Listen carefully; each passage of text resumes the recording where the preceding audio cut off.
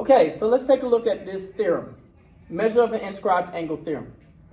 The measure of an inscribed angle is 1/2 the measure of its intercepted arc. So if we're looking for the measure of this angle, which is an inscribed angle, angle ADB, and we're given the measure of this intercepted arc, then all we have to do is take half of the measure of that arc, and that should give us the measure of this inscribed angle.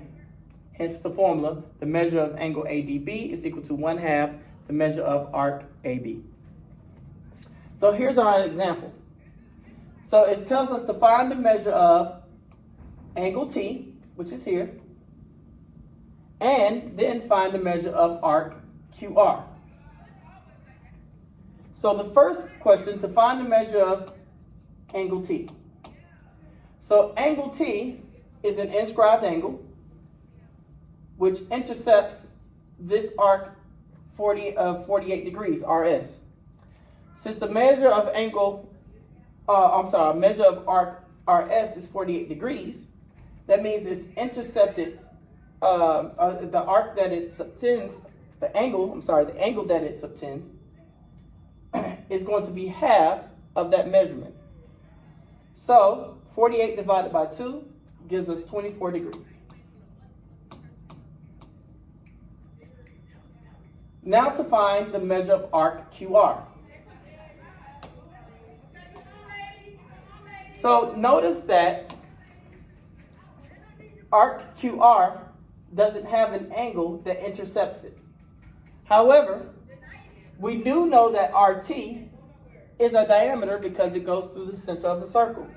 And remember, all diameters split your circle into two congruent parts, or two congruent arcs of 180 degrees. So that means that RQT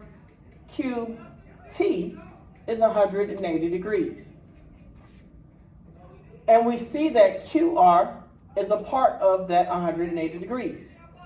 So all that means is that we have to find the measure of QT. Once I find the measure of QT, I can then subtract that value from 180 degrees to find the measure of QR. So what would be the measure of arc QT? QT would be twice the size of its inscribed angle.